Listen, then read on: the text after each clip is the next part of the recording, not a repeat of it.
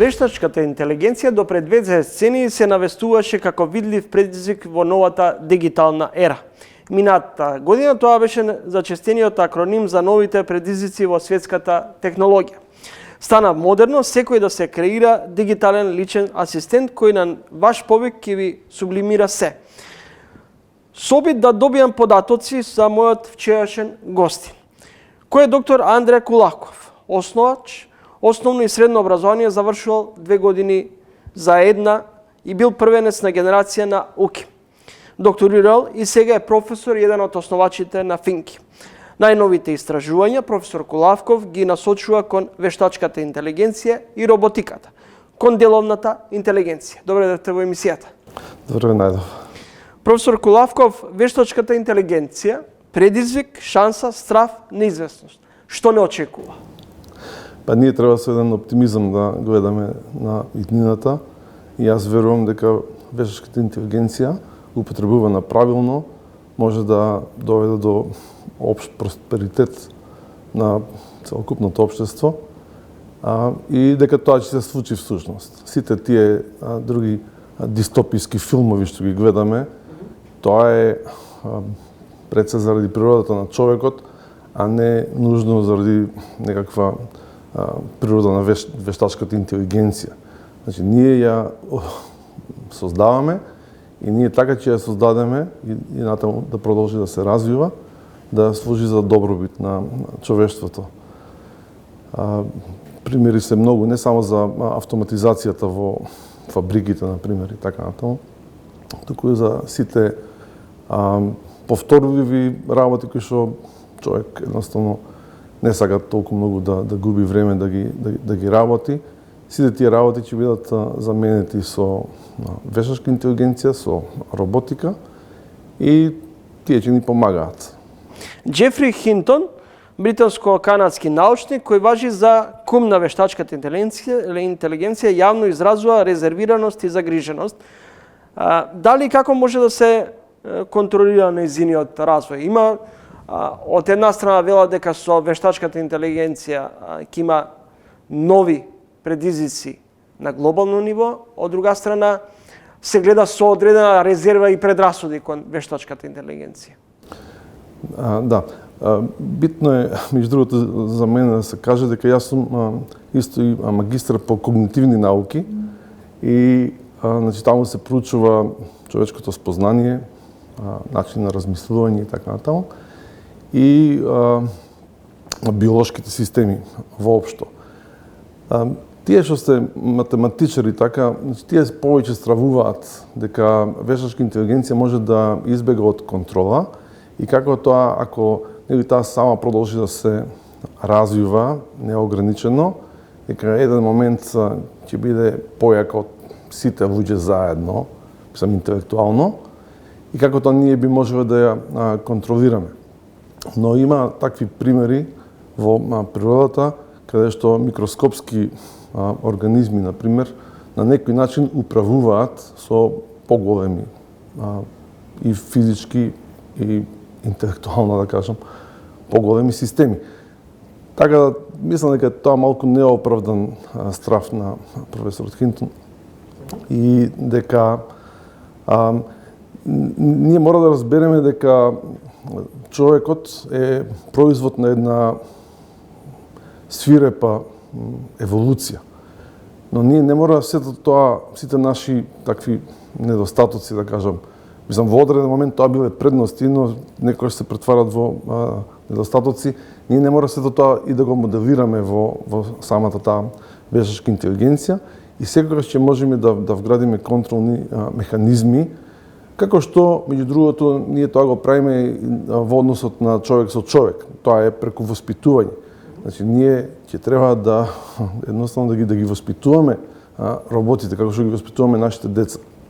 Моментално, проблем на развојот на вештачка интелигенција што научниците сакаат да најдат нешто готово што има и највесни му е да најдат нешто на интернет, да соберат разноразни текстови и нема кој да ги провери тие текстови и така го полнат со, да кажам, со информации. Ама тоа е исто како да го оставите детето на улица да се воспитува. Значи, треба малку повеќе внимание да обрне околу тој процес. Професоре, кога и како ќе се соочиме со роботи кои многу повеќе ќе знаат од луѓето?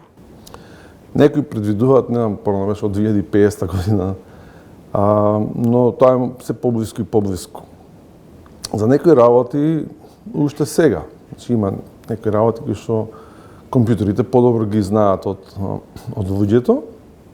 Тоа што ќе остане за секогаш е односот човек со човек. Значи ние секогаш ќе преферираме да се обраќаме, да се дружиме со друг човек, со луѓе, а не толку со машини. И заради тоа нема сите професии да исчезнат. Пред се ќе останат оние професии каде што е многу по-значаен уделот на тој меѓучовечки однос. И такви се лекари, ама и повеќе негователи, например, учители, воспитувачи и така натаму. Значи тоа нема никогаш да биде целосно заменето со вештачка интелигенција. Кои според вас професии ќе бидат први на удар со воведувањето на вештачката интелигенција? Кои професии, занимања ќе згаснат? Ќе згаснат и многу канцелариски професии. Значи, порано се мислеше дека прво ќе биде индустриализацијата, но некако се покажува за некои работи тоа поотпорно, а веќе за некои...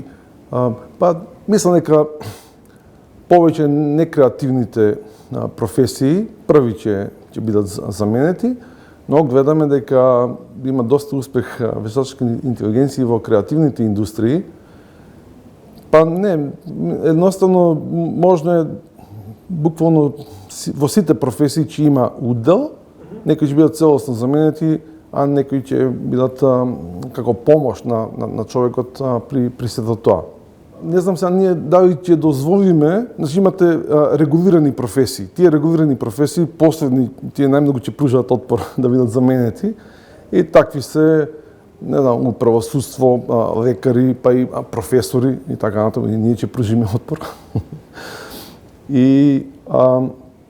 Но прашањето е дали ние ќе дојде ред да веруваме до толку многу на повеќе на компјутерот отколку на човек во одредени професии, например и за судиите, и дали ние би биле посречни ако компјутер одлучува наместо нас за одредени прашања. Дали може со дигитализацијата да помогне во сузбивањето или во најмалку намалувањето на корупцијата? Да, тоа е прво и основно нешто. Значи, треба да се дигитализираат сите процеси практично, да се што повеќе да се елиминира човечкиот фактор. И втора работа е достапноста на информациите, да бидат отворени, да може во секој момент било кој заинтересиран тоа да го провери. Така и луѓето што се на власт, да кажам, би се плашеле многу повеќе дека во секој момент некој може да и подоцна може да го провери нештото и тоа да биде разоткриено. Многу од процесите фактички и вештачка интелигенција може да помогне за дел од тие процеси, например при дигитализација или во зголемување на ефикасноста. Например сега конкретно и за судовите многу време се троши при изготвување на записниците, бидејќи се диктира, па се прават големи паузи. А веќе има и за македонски јазик се развива автоматски препознавач на говор, кој што би можел, значи како што зборуваме и така тоа да се пишува како на машина за пишување. Да биде многу повесно после за пребарување и така натаму. Следите тренинг гостин во емисијата професор Андреја Кулавков од Финки факултетот. Професоре, дали ние образуваме програмери за странските пазари и дали може и како да се запре нивниот екзодус? Добро, ги образуваме за странските пазари, но не толку за да заминат, туку тие многу лесно може да работат од тука. И всушност најголем дел од програмерските фирми работат од Македонија, работат за цел свет, кое што е добра работа. Помал дел, ја би рекол дека баш програмери заминуваат, бидејќи и тука се добро Платени. платени. И има добри услови за работа воопшто. Работат на предизвикувачки проекти, така да не би рекол дека е тоа масовно баш од програмерите. Може би некои други професии помасовно заминуваат. Но во Македонија подолго време, ама и се интензивира и развојот на собствени производи. И веќе има тие стартапи што ги викаат, значи и од нашиот факултет, значи студенти непосредно или пред крај на дипломирање дури успеваат да направат свој производ кој што потоа се продава на светските пазари, да добијат инвестиција. Така да јас се надам повеќе да продолжиме ние во таа насока на развој на сопствени производи, а можностите се неограничени во нашата индустрија. Прочитав еден податок дека наводно во Македонија е намален бројот на програмери последниве 2-3 години, дека тој број, односно овие личности се повеќе перспективата ја бараат на странските пазари. А вие од друга страна велите дека програмите им е многу поедноставно, можат од било каде и од каде сакаат да работат. Па да, има и други такви професии, но програмирањето беше едно од тие првите кои што се отвори према светот, да кажам. И да, намален е малку бројот на програмери, но тука има повеќе фактори, не е заради вештачка интелигенција нешто посебно, туку знаете која беше Нема млади кадри во Македонија, се заминуваат. Да, меѓу другото и тоа ние се помалку матуранти имаме во државата.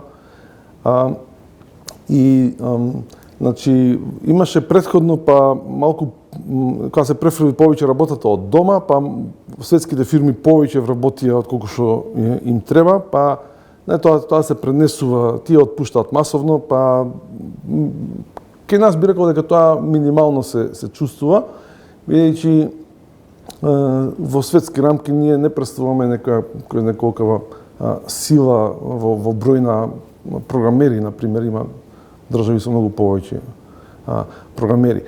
Но нема да дојде ред, многу души прашуваат дали баш програмерите ќе бидат први заменети од вештачка интелигенција, значи тоа нема можеби никогаш да се случи.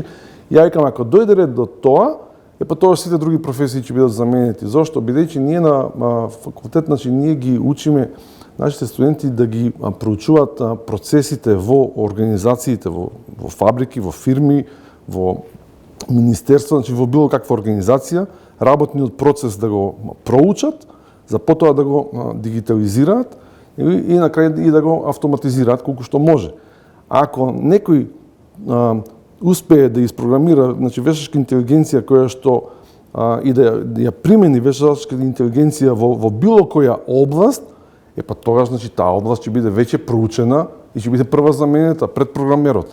Така да не верувам дека ќе се случи нешто драматично во следниот период во однос на популарноста на програмерите, да кажам. Споменавте дека со дигитализацијата ќе се овозможи поголема пристапност до информациите, и што значи поголема транспарентност и достапност до информации, но колку од тој аспект може да зборуваме за безбедност на системите и ќе биде на некој начин и провалена и приватноста. Да, значи тоа сепак треба да бидат избрани податоци, секако тие приватни што се чувствителни податоци нема потреба да бидат јавно достапни. Многу е поголем обемот на податоци кои што може да бидат јавно достапни и на одамнешна конференција баш за борба против корупцијата беше спомнато дека треба да се овозможи не само отворени податоци, туку во исто време и бесплатни, бидејќи кај нас има некои државни институции, да кажам, кои што ги објавуваат податоците, ама бараат претплата за тоа. И сега таму беа спомнати, не знам, катастар и некои други институции, ама јас дискутирав дека не чеки треба да почнеме ние од службен весник, например. Бидејќи по уставот секој е должен да ги познава, да ги почитува уставот и законите, ама кај се да ги видиме тој устав и тие закони, Па во службен весник, тоа што е бесплатно достапно е со сите објави, има таму и изгубени лични карти и се треба човек да бара што е актуелно и плюс во врска со тие прочистени текстови на закони како што ги викаат. Ние тоа мора да го смениме, тоа не е прашање вештачка интелигенција, општа компјутеризација. Начинот на кој што се донесуваат законите, кога се менуваат, е дека во член тој став, тој зборовите тие и тие се менуваат со некои други зборови и на крај која е конечната верзија не се знае.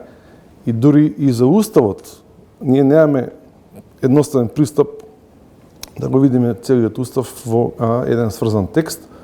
Тоа што е достапно на собранието, например на веб страната собранието, е првиот устав со измените по поединечни членови. Има некоја неофицијална верзија на вакво. А за да на службен вестник конкретно, значи треба човек една минимална плата годишно да плаќа, за да има пристап до уставот и до законите каде што се прочистени текстовите. Така да заклучокот беше дека треба државата да си најде друг начин како ќе ги финансира тие државни институции, а не по пат на претплата за одредени податоци, например. Професоре, благодарам за разговорот и гостувањето. Благодарам и вам ми беше задоволство.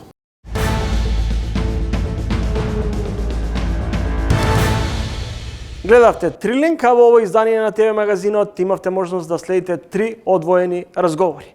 Довидување до идниот петок во исто време, 20 часот и 45 минути. Во меѓувреме, читајте на trilink.mk.